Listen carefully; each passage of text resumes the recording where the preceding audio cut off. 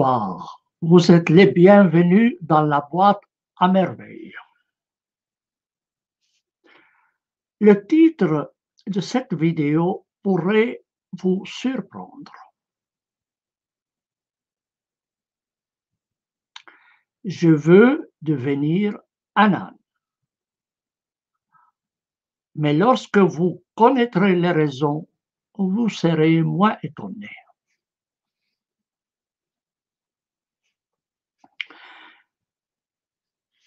Cette vidéo est la traduction française d'une précédente vidéo en langue arabe intitulée أريد أن أصير حمارا. Vous pouvez donc vous y référer si vous préférez la langue arabe.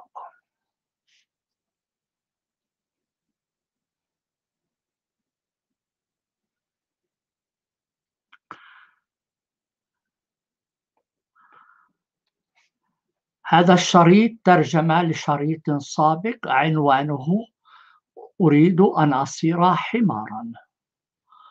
يمكن أن ترجعوا له إن تفضلوا اللغة العربية.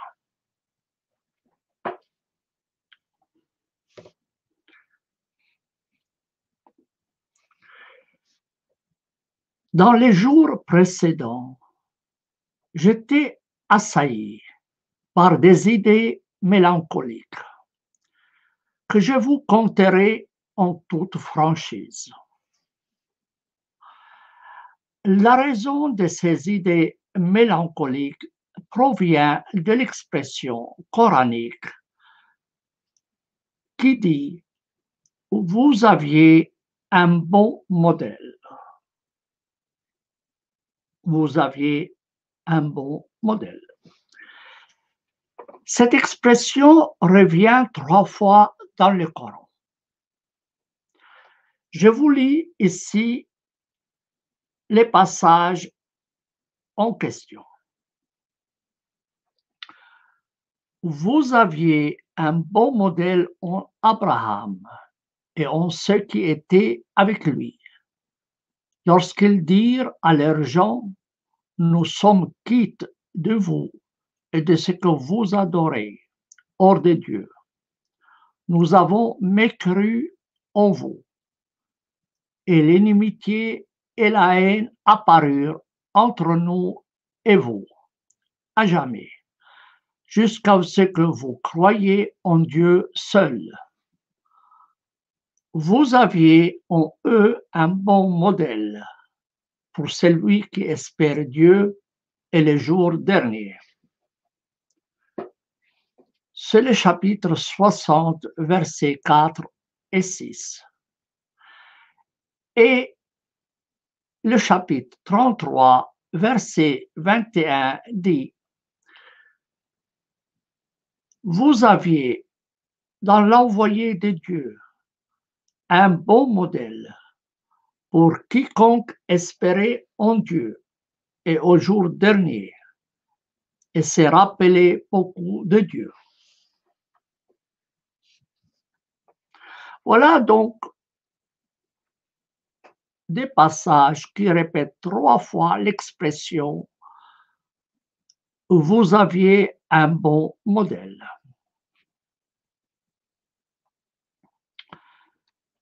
Soyons francs avec nous-mêmes, au moins pendant 1 heure. Comme le dit le proverbe arabe, asseyez-vous de travers, mais parlez de façon franche. Êtes-vous vraiment convaincu qu'Abraham est un bon modèle pour l'humanité?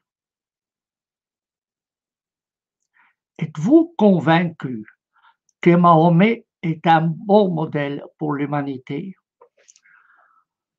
Soyons francs, une fois dans la vie, et considérons cela comme une erreur. Tout le monde a le droit de se tromper une fois dans la vie. Et si cela vous est difficile, donc d'être franc, pour une raison ou une autre, notamment à cause de la peur, je vous invite à boire un seau de vin jusqu'à ce que vous oubliez le monde et déliez votre langue. Vous êtes maintenant saoul, l'alcool a commencé à vous affecter, vous sentez votre tête tourner. Très bien. Il est temps de parler franchement.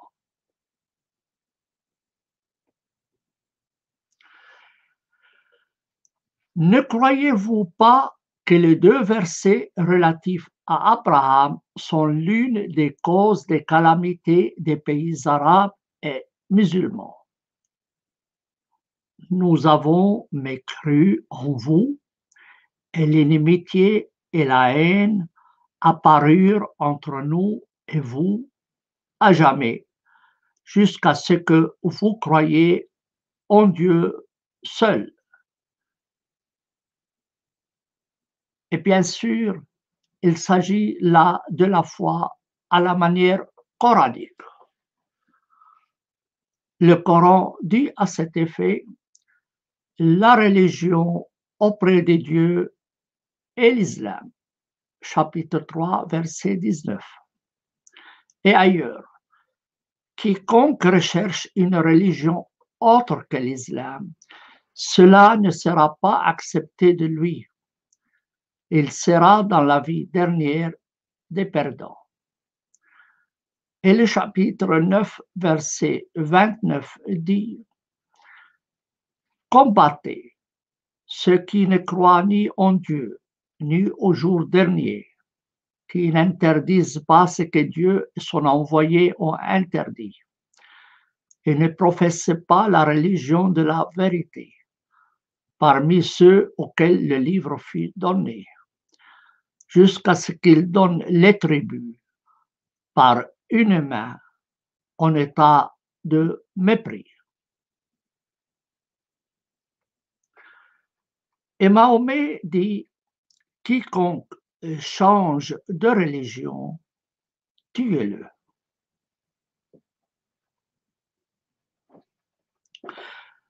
L'humanité peut-elle vivre en paix avec de telles pensées infernales?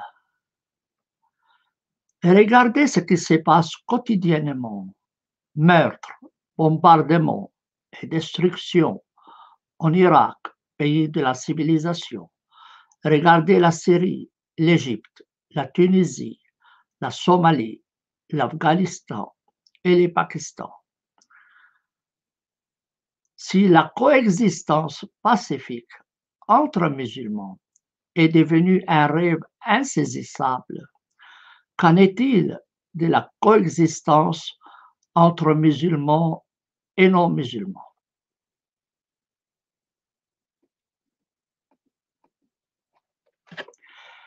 Laissons la paix de côté, puisqu'il s'agit d'un objectif inatteignable, et parlons d'Abraham. Vous connaissez Abraham? Un jour, il entendit une voix étrange qu'il pensait être la voix de Dieu, lui demandant d'offrir en sacrifice son fils pour plaire à Dieu. Pour une raison ou une autre, il tourna la tête et vit un mouton, laissa son fils et le sacrifia à sa place. Il est donc revenu à sa raison. En souvenir de cet événement, des musulmans massacrent des millions de moutons pour commémorer Abraham. Ils s'exercent sur des moutons avant de massacrer leurs frères dans l'humanité, au nom de la religion, pour plaire à Dieu. Les moutons sont généralement égorger devant des enfants. Les musulmans leur inculquent la violence de leur plus jeune âge. Puis, ils se demandent pourquoi les musulmans se massacrent mutuellement et pourquoi leurs pays sont devenus le théâtre de violences, d'assassinats et de destruction.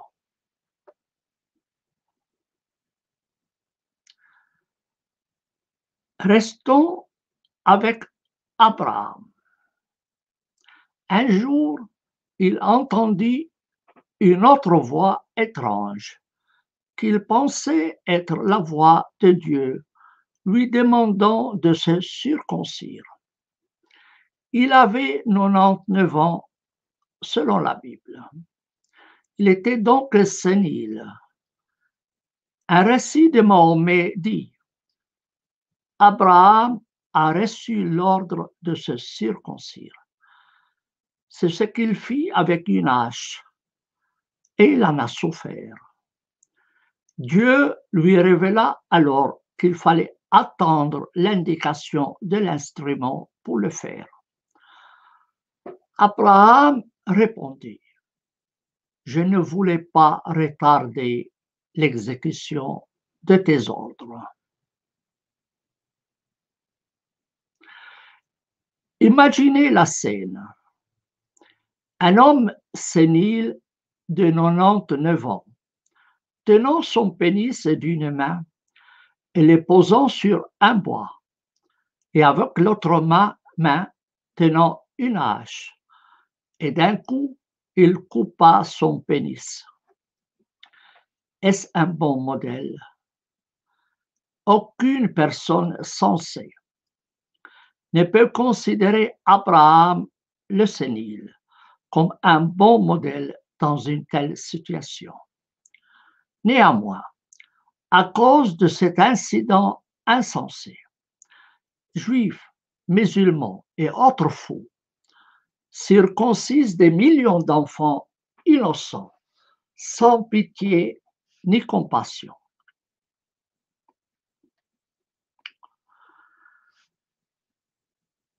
Puisque nous avons accepté d'être francs, continuons de l'être.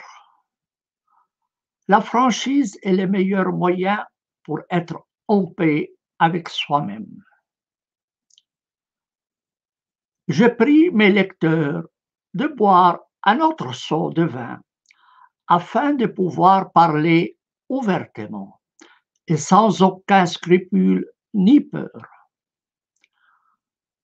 Vous êtes maintenant saoul. L'alcool a commencé à vous affecter. Vous sentez votre tête tourner. Très bien. Il est temps de parler franchement. Honnêtement, avez-vous un âne attaché son fils afin de le sacrifier pour plaire à Dieu? Et honnêtement, avez-vous vu un âne se circoncire lui-même et circoncire des millions d'ânes pour plaire à Dieu? Et honnêtement, avez-vous vu un âne tuer un autre âne à cause de ses convictions religieuses ou parce qu'il avait renoncé à sa religion?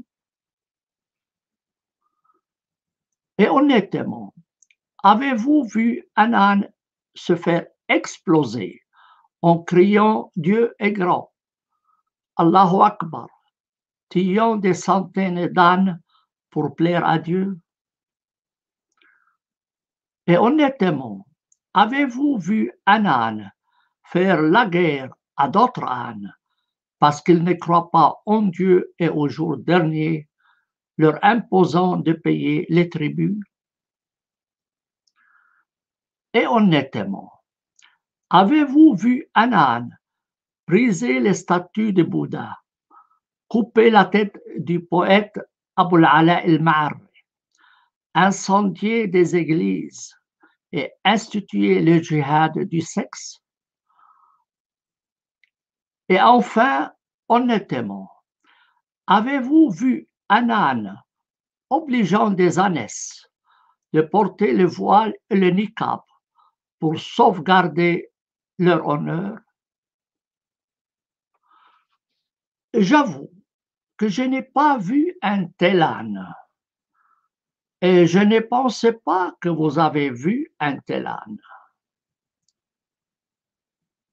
Si c'est le cas, nous devons changer le verset coranique pour que se lise comme suit.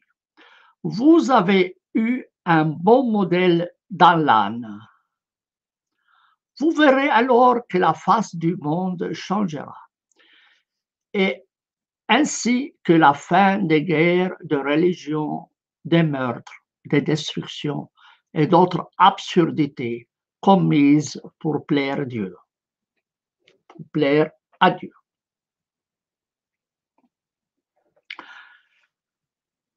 Mon message aux musulmans: vous avez essayé Abraham et Mahomet pendant 14 siècles, et vous n'avez eu que les ruines de vos pays. Pourquoi ne pas essayer l'âne pendant un an en tant que bon modèle à la place d'Abraham et de Mahomet? Simple question.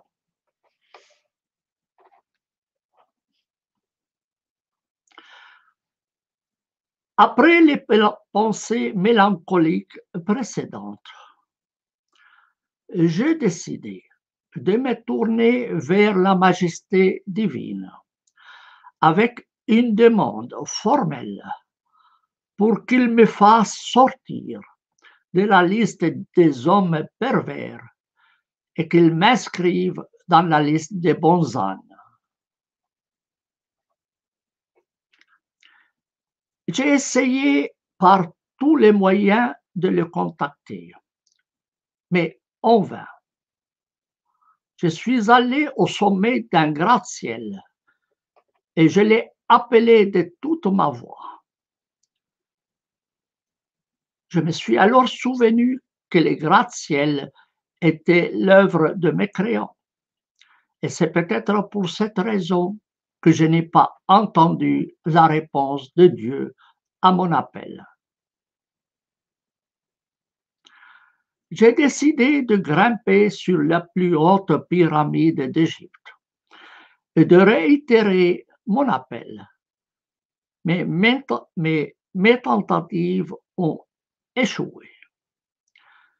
Je me suis alors souvenu que Pharaon est un personnage détesté dans le Coran. Je suis descendu de la pyramide et je me suis dirigé vers le plus haut clocher d'église du monde.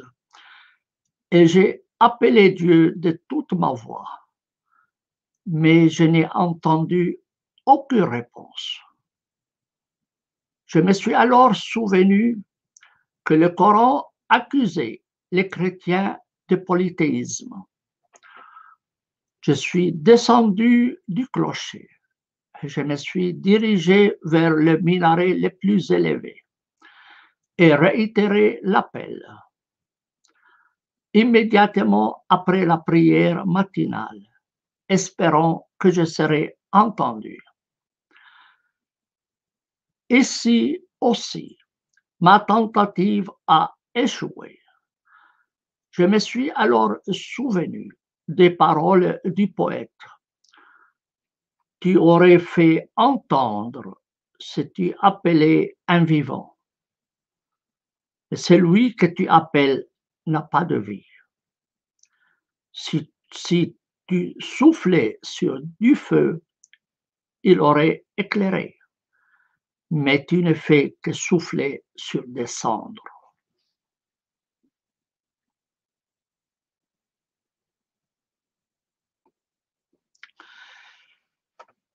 Mais je suis têtu de nature. J'ai décidé de chercher la place de Dieu en retournant à la Bible. J'ai trouvé dans le premier chapitre de la Genèse une description de la création du monde par Dieu en 6 jours. Ce chapitre se termine comme suit. Dieu vit tout ce qu'il avait fait. Cela était très bon. Le deuxième chapitre commence comme suit. Ainsi furent achevés le ciel et la terre avec toute leur armée. Dieu conclut au 7e jour l'ouvrage qu'il avait fait et au 7e jour, il chôma après tout l'ouvrage qu'il avait fait. Et j'ai fermé la Bible et j'ai crié comme Archimède. Eureka, Eureka, je l'ai trouvé, je l'ai trouvé. Lorsqu'il a découvert son célèbre principe. Alors, Dieu s'est reposé au 7e jour après avoir constaté que tout ce qu'il avait fait était très bon. Cela signifie qu'il est toujours en congé. Celui qui termine son travail n'a pas besoin d'y revenir. J'en conclus qu'après le 6e jour, Dieu avait pris congé et était toujours en congé. La deuxième et plus grave conclusion est que Dieu ne répond pas aux prières parce qu'il est en congé.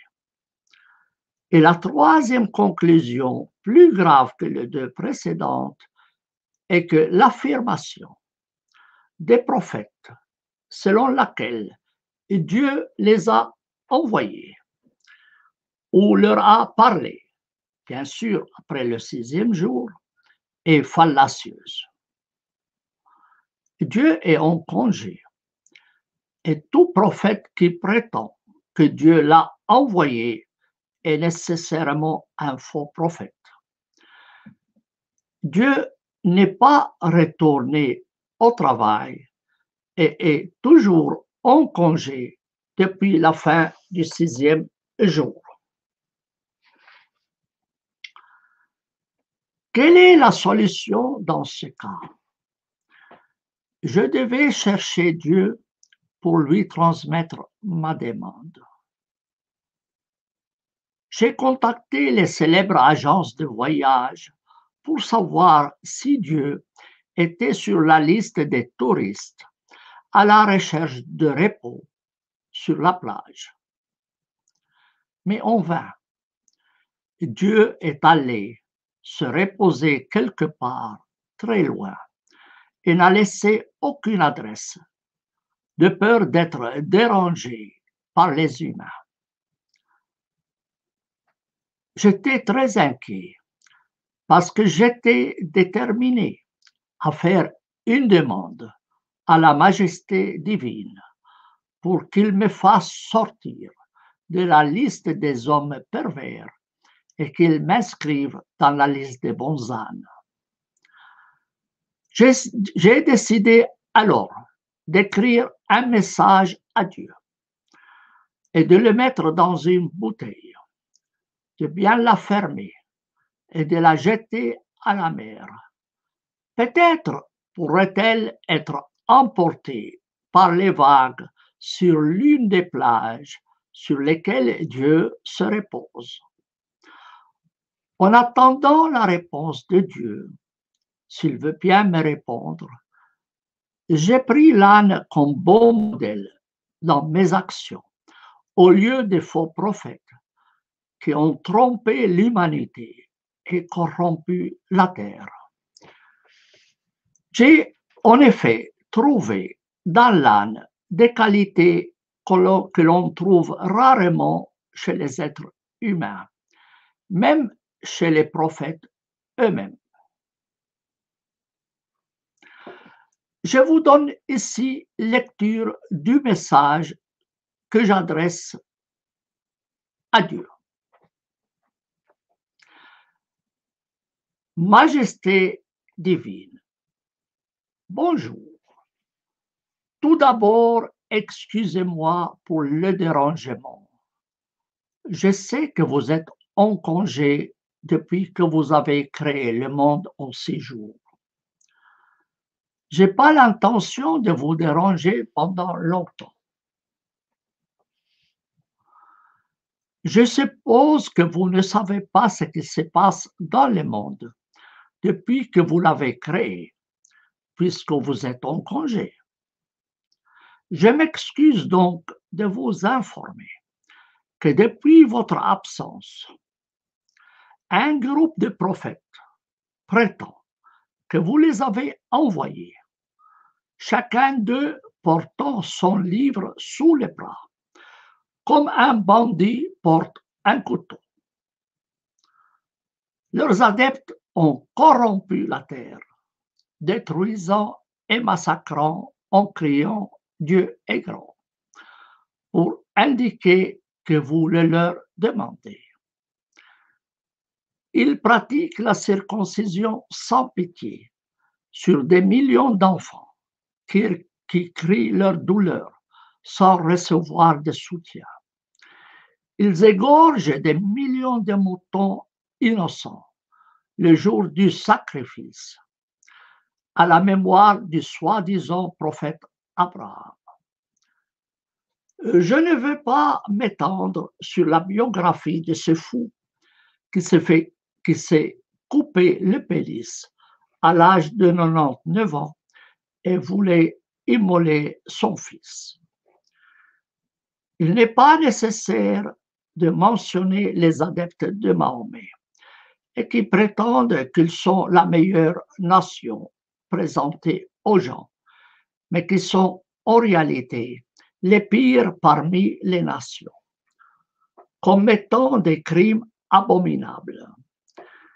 Elles dérangent le monde 5 fois par jour sur les minarets, vous demandant de prier sur Mahomet, qui a ordonné l'assassinat de tous ceux qui changent de religion, ignorant que vous êtes en congé depuis le 7e jour. Je vous épargne les exactions de votre peuple élu. Des Juifs ont détruit 81% des villages de Palestine et expulsé leurs habitants pour la simple raison qu'ils ne sont pas juifs, prétendant que vous leur avez donné cette terre. J'ai comparé les humains, dont certains prétendent avoir été honorés par vous. Donc, je les ai comparés avec les ânes et j'ai découvert que les ânes sont 1000 fois meilleurs que les humains. Par conséquent, je vous demande, Majesté divine, avec insistance, de retirer mon nom de la liste des êtres humains et de m'ajouter à la liste des ânes. Je réitère mes excuses et vous souhaite un congé paisible. Et mon conseil, bien que je n'ai pas le droit de conseiller votre Majesté divine, ignorez les humains et oubliez tout ce que je vous ai dit à leur sujet. Ils ne méritent pas l'attention. Portez-vous bien et au revoir, si jamais il y aura un revoir.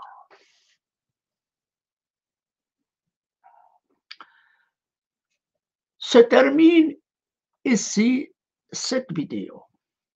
Je vous prie de vous abonner à ma chaîne et de cliquer sur le bouton, sur la cloche pour que vous puissiez être averti des prochaines vidéos. Écrivez vos commentaires et j'essaierai d'y répondre autant que possible. Au revoir et bonne nuit.